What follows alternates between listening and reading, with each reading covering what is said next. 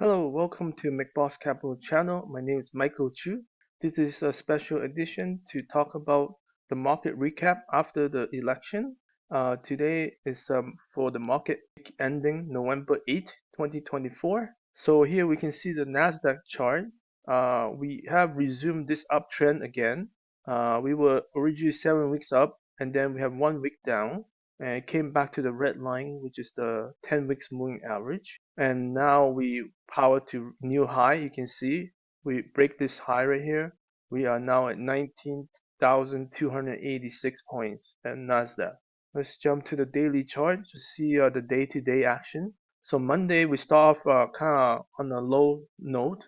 We were kind of pulling back recently since last week. And then on Tuesday, we didn't really do much. We just moved up a little bit to the 10-day, and then the election result came out, and we can see this gap up. And then Thursday, we have another day of follow through, so that's really strong.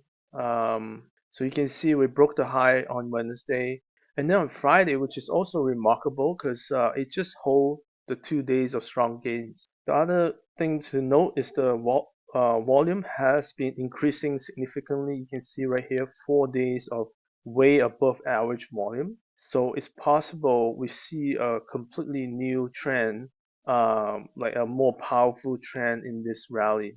Here you can see the S&P 500 also rebound from the red line, and so that also make a new high right here.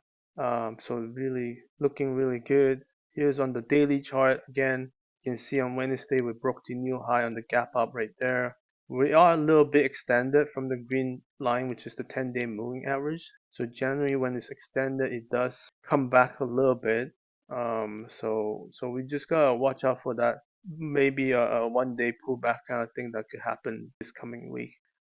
Just because we're a little bit extended right now. If it pulls back a little bit and then bounce, that'll be nice. It gives you a chance to get into stocks that you didn't want to chase, and we'll talk more about that later. So the Dow also looked very similar. We had a 2 week break, back down to the 10-week moving average, and then we bounced off it. And again, on really high volume, and you can see right there. And we are again same thing. We are a little bit extended from the 10-day. We make new high right here. So this, Dow actually even powers higher on Friday. And finally, the small cap Russell, it make a pretty big milestone here. We're not at ultimate high yet, but we are getting closer and closer. 2458 is the ultimate high, but we did break above this 2300 level, and it was a really strong gain on the day after election. Here's the daily chart right here. This is the breakout. Again, really strong gap up. Again, similar chart, quite extended right now, but it is holding really tight at this level, so that's really good sign. It touches 2400 almost on Friday. So again, it looks like Russell has finally, taken, a leg up now. So let's see if it can hold and then maybe power higher. And we discussed this in previous election cycles. Russell tend to move up quite a bit after the last two elections in 2016 and 2020. So you can go back and study the chart. So I know Tom Lee, was on Friday on CNBC talking about like he expect maybe a 30 to 40% move, which he has been predicting for a while now. And so the fact that we did see a big move on the Wednesday, which is a 5.8% gain here, very significant. Definitely outperform other indexes. So it's possible that this could move up really fast. And we'll talk more about stocks. Make sure you guys follow that next video. I'm gonna dive into many new stocks on my list. And yeah, that one you don't want to miss because there's just a lot of new names and maybe there's just a lot of things happening. So anyhow, so I think just to reflect a little bit, how was this week for you? Were you positioning properly before the election? What were you expecting the outcome? I didn't expect this much of a boost. I thought the market was going to boost, but I didn't think it was that going to be that strong, especially even on Thursday and Friday, the follow through days. for either the Dow or S&P or even Nasdaq, and even look at Russell. It just continue its power right here. So I was 80% into the market, so I did do pretty good after the election, and I'm still holding around that number in terms of positioning. So but I'm feeling more confident right now. But that being said, like I say, I expect a one day or 2 day pullback next week just because we are quite extended right now. So that's an important question to ask. It's never easy to position around key events.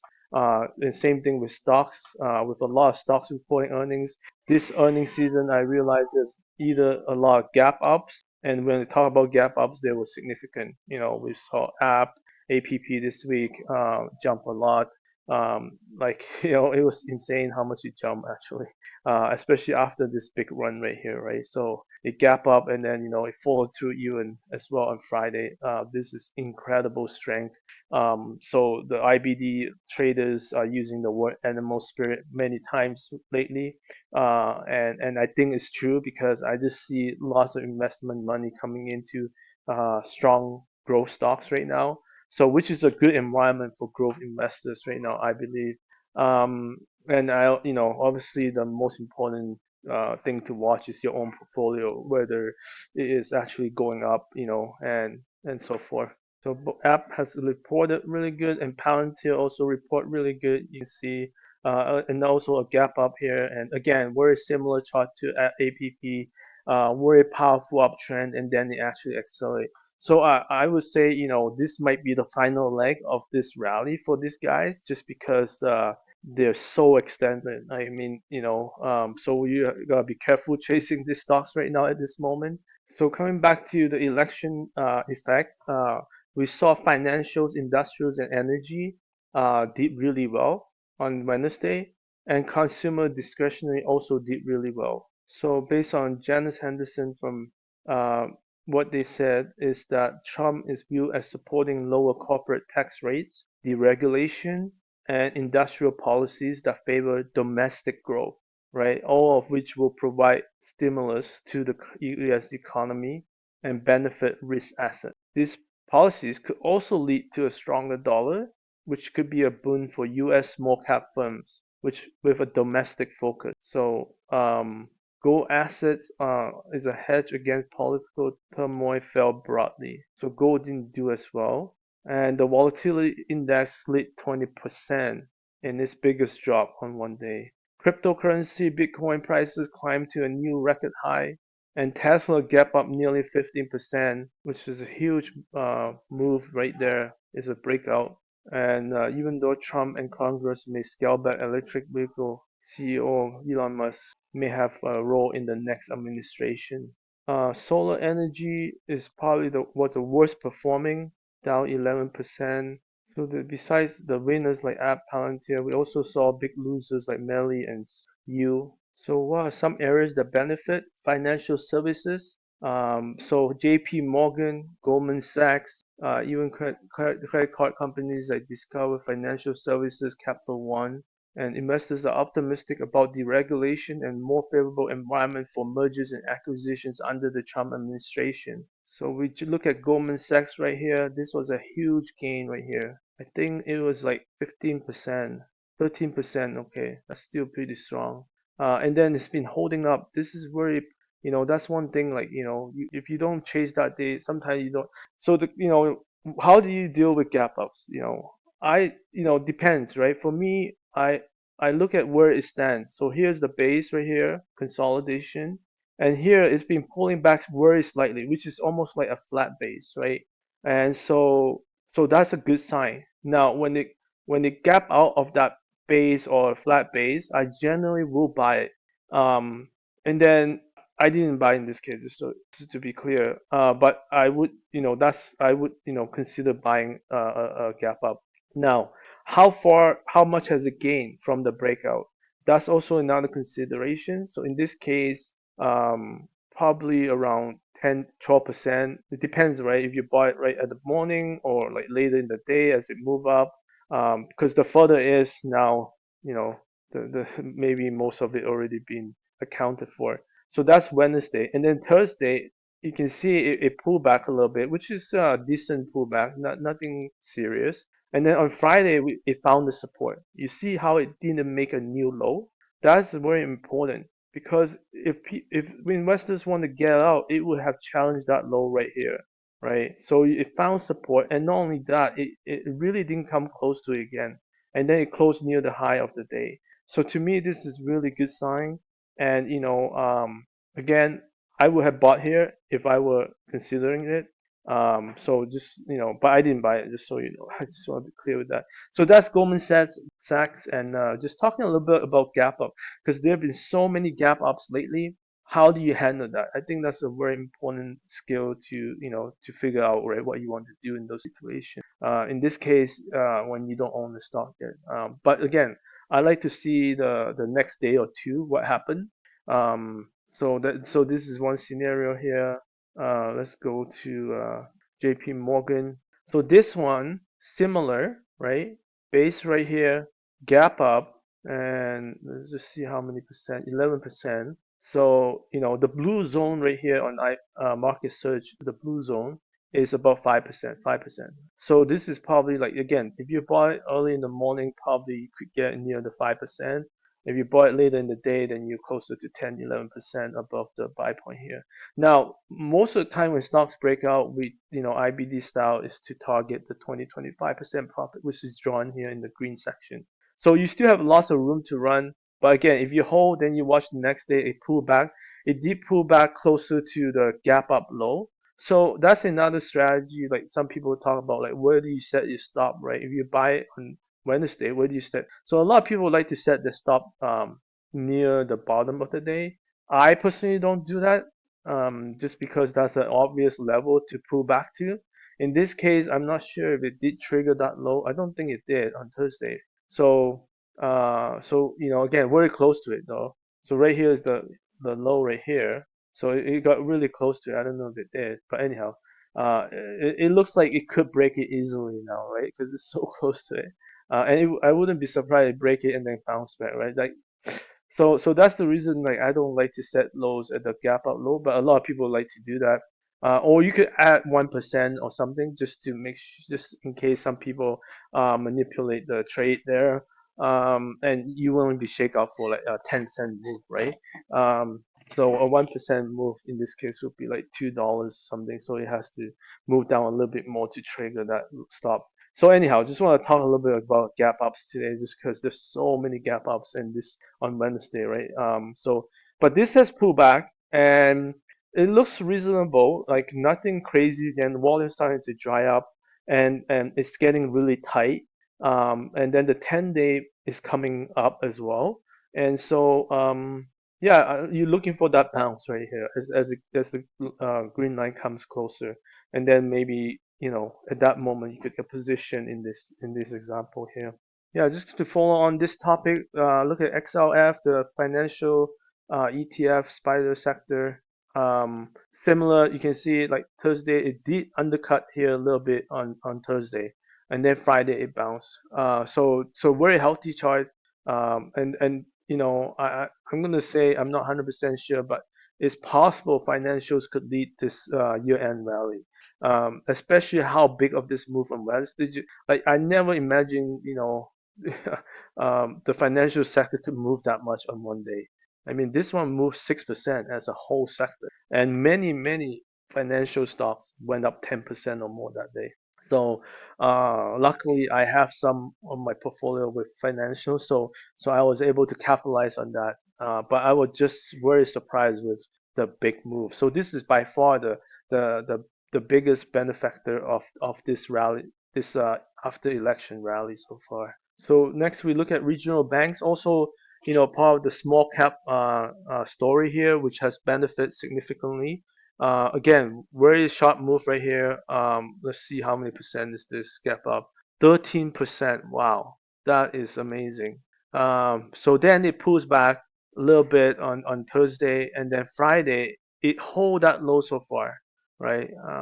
So looks good, and then volume is decreasing as it hold that low here. So it's possible that as the green line comes out, and the green line, which is the 10-day moving average, is sloped like 45-degree angle. So this could be a really good rally if this continues. And on the weekly chart, you don't even see that the pullback much, right? Because it doesn't look that big of a range for the pullback so far.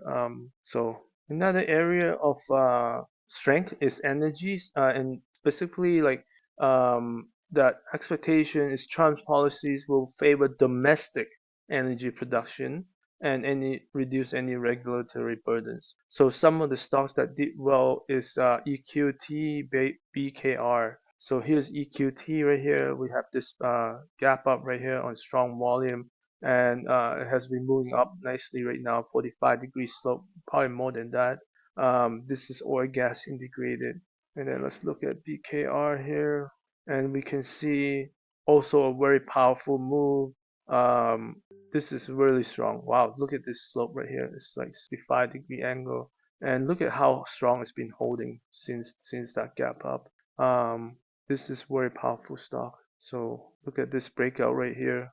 So another area that's benefactor is cryptocurrency. Trump's pro-crypto stance and promise to make U.S. a leader in cryptocurrency will drive investor confidence. So let's look at coin. Now coin has been bouncing, I believe. Yeah, look at the weekly chart. Well, actually, yeah, it wasn't bouncing. Actually, it was kind of in the deep hole right here.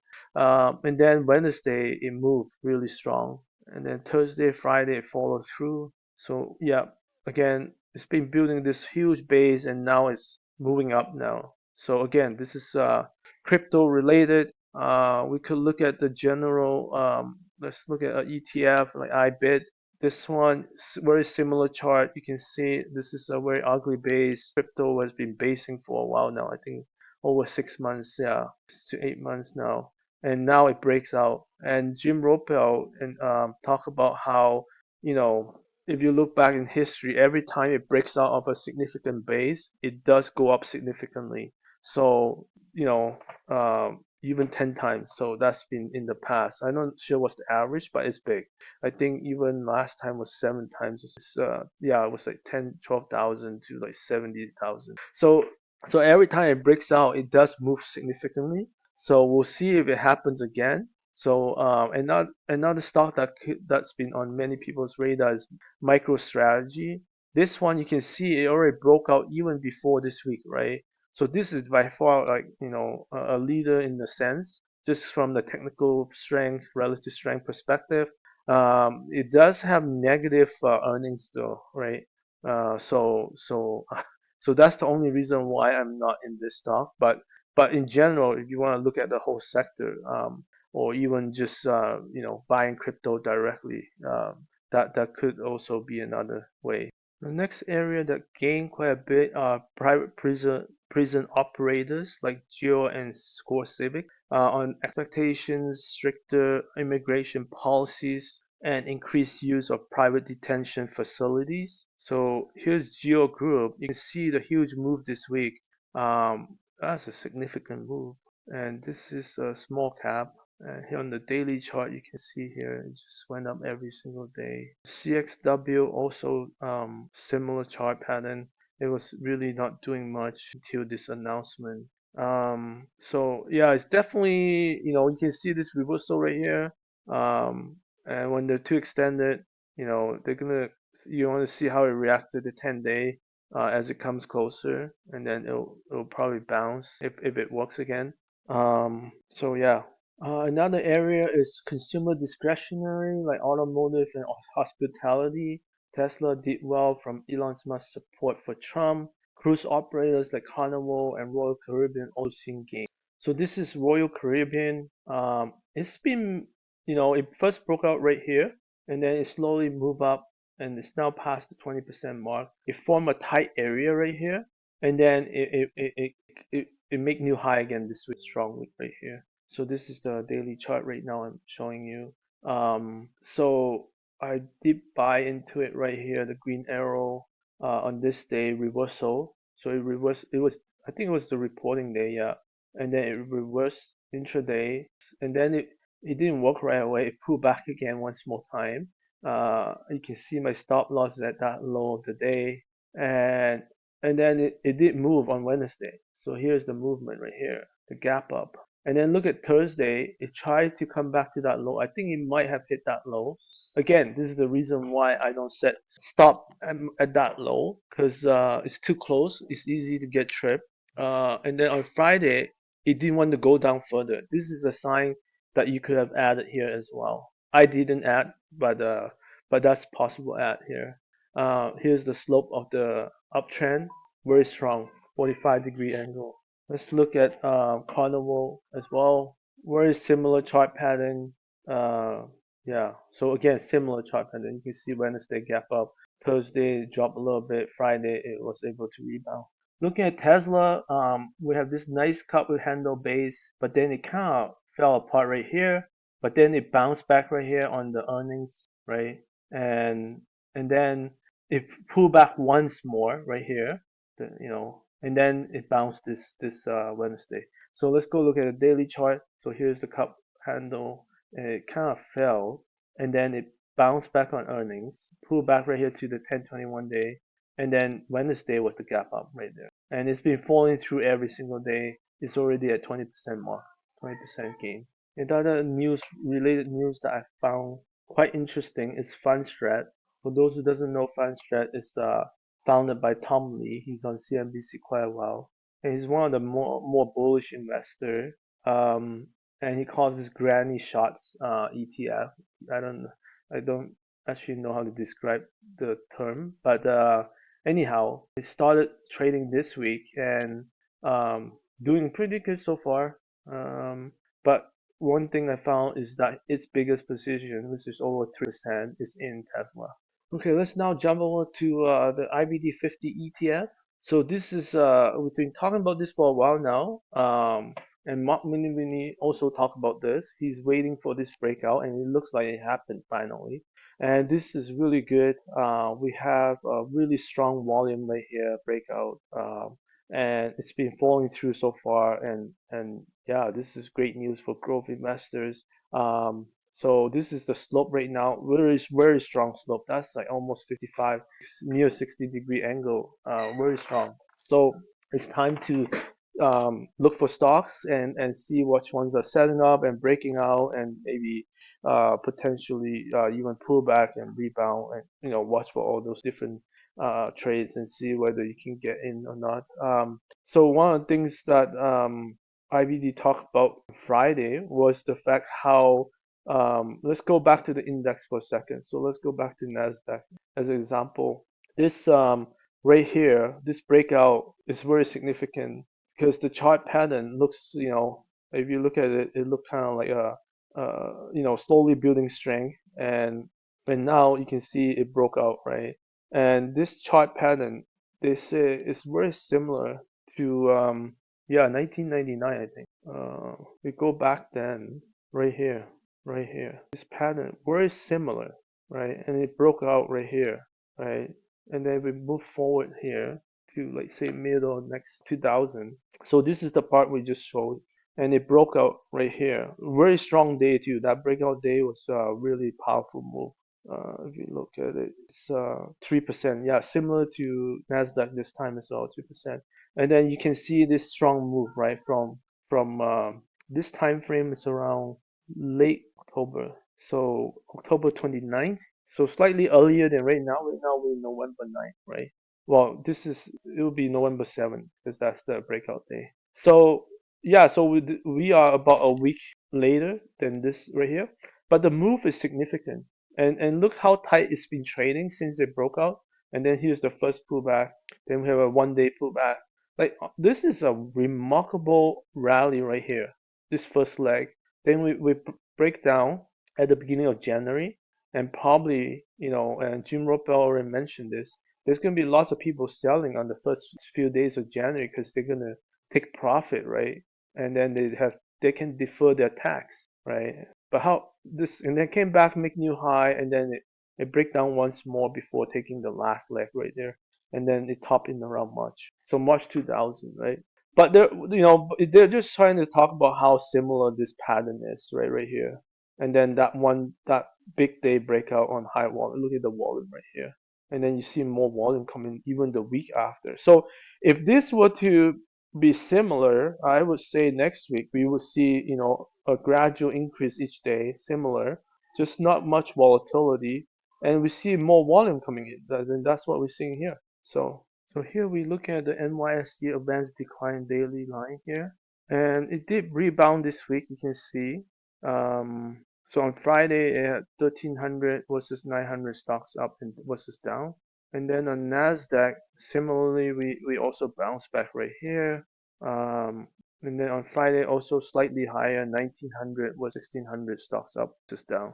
So yeah, probably the biggest news this week is the volatility dropping quite significantly on Wednesday, which is one of the biggest decline. Is it right here? This is the gap down right here, 20% move right there, which is very significant. And then look at the volatility has been going down even since Wednesday, Thursday, Friday. So you can see we have low volatility here below 12, and right now we're still around 14, almost 15. So if it comes down, it could come down further. So we'll see. Next week we have CPI data coming out again on Wednesday. Sin rising 2.4% year over year. This would be the same as prior reading. Core CPI will be about 3.3%. Producer price index coming out on Thursday is seen at 1.8%. And then we have retail sales number on Friday. We have more earnings coming out: Kava, Shopify, Cisco, Disney.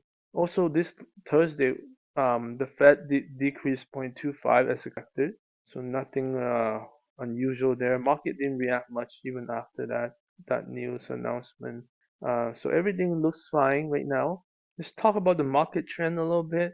So IBD did raise their allocation back to 80 to 100% range on Wednesday, and you can see index rally to record highs. And then on the stocks accumulation versus distribution, you can see Monday it was more distribution, and then from Tuesday starting, it was already starting to be more accumulated than distributed. And then you look at the numbers here: 900 stocks on my list, which is not all the stocks, but quite a lot still. And then compared to distributed, and then looking at the industry groups, there's also a lot of the groups being accumulated versus distributed. And then when we look at the sector, the six main sectors, they're not technology. It went a lot higher. Retail, same thing.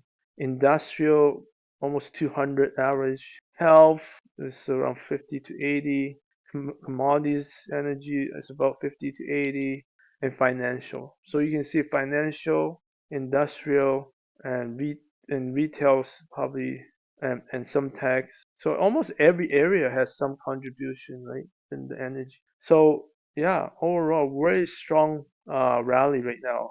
So we finishing off this video with the big cap technology stocks. So let's look at semiconductor first. We have this nice cut with handle pattern. It did kind of break that trend line right here. So technically that could be a buy, although the volume came much lower on Thursday. So you can see even on Wednesday, the semiconductor didn't make a big move, right? It definitely didn't perform as strong as the other areas on Wednesday. But nonetheless, it did move up, and it hold on Friday. So volume came down on the selling day, which is a good sign. So overall, it looks healthy. Let's look at Nvidia. Here we have Nvidia pulling back recently after breaking to new high right here, and then it bounced, kind of recover this week, and then it started to bounce on Tuesday. Very minimal. Look at the volume; it was so minimal. I wouldn't have bought that day for sure if that was the day of the rebound, because it's so low the volume. Then on Wednesday was the bounce day, right? Because the whole market was happy and it did move on a little bit more volume. I'm a little bit worried about this volume right now, and knowing their earnings coming up, I think a lot of investors might be reluctant to buy right now. But they have beat every quarter, so at least the last four quarters. So wouldn't be surprised to beat again, especially how how what the word the CEO Jensen Huang used is insane demand. So I would assume they're gonna beat not easily. So we'll see. Right now it looks really healthy and it's at new high as well, near new high. So and we just broke out from the base, so this might have room to run. So if it beat earnings, it would probably jump again. The last time it report earnings was right here. Oh yeah, so this one it really did well reporting, but then it still went down, right? And same thing, but here it went up. This gap up right here, I believe. Yeah, right there, gap up right there. So then it ran up more, and here it gap up here, and then it ran up more. Here it didn't do too much right here. This one is older. So anyhow, yeah, something to watch here. ARM, it's looking a little bit weird, this pattern. It keep getting resistance. You can see that right there. Although it doesn't fall hard, it just fall a little bit. Like it did make new lows here. So if it makes another low, that would be a very bearish. So something to be aware of. Another chip stock is AMD. This one also not looking good, right? You can see it's kind of on a downtrend, and why is it acting so weak? It's on the downtrend, and also you can see it just can't climb above the green line, which is the 10-day moving average. So that's not a good sign. So the other stock that I follow is Taiwan Semiconductor. So it already make a gain right here previously, and then it pulls back, and I tried to buy around here, but it was false alarm. And then it came back down here. You can see it test the low twice right here. One, two, and then it bounced. So I did buy into it Thursday again. So let's see if it works this time. So right now the slope is, so this is IGV, the software ETF group. Now I'm pretty sure APP, which we talk about, Palantir, those are the two big movers this week are probably in this group. So hence it moved a lot, right? I'm not sure if every software stock moved that much. So that's something you have to kind of look into. But anyhow, I'm just gonna talk about the big cap techs for now. So let's look at let's say Microsoft first. So you can see Microsoft definitely didn't make that kind of move. It's kind of still on a downtrend in a way, right? So this is not a good sign. And let's look at Google. So Google did bounce back right here from this. So it did find support right here. So that's a better sign. And it's building you see the chart draws the handle right there. So if it breaks above it, there's a higher chance to gain momentum there. Let's look at Apple. Okay, so this one also on a downtrend line. You can see right here. So again, it's having a hard time, right, crossing the 10-day clearly. So I'm not sure why that is. Especially with Christmas season coming around, you would think they gain some momentum, but they haven't. So let's look at Amazon. So Amazon did really well this week. You can see on Wednesday it's a big. It wasn't a gap up, but it's a big move, and it did break out right here, right there. So I did take a position on Wednesday. Thursday it followed through, and then here's the slope right now. And Friday it act pretty normal, and volume was really low on the selling side. So that's really good news. So let's see if it will bounce there. That will be a good signal. Okay, next one, Meta. So Meta, it did correct pull back right here. It did find support around the red line, which is the 50 days moving average, and then it bounced. So Wednesday's bounce is kind of weak, I find. I'm not sure if there's any news, but it actually went down that day. And then Thursday, it did bounce back pretty strong. Friday, it just didn't move much. Again, low volume, so that's a good sign. Okay, then we have Netflix. So Netflix chart is looking very good now, right? So we have this long base right here, and then it breaks out, but it just doesn't move. Finally, it gave up and pulled back one more time, and then it bounced on the earnings. And then since that time, it pulled back slightly. So then it's holding at this area very well, and that's when I took a position. And so far, and I was like, oh, so many days it just won't break out, and finally it did on Wednesday. So Thursday followed through. Friday, look at that, really tight action, no volume on the selling side, so really good signs.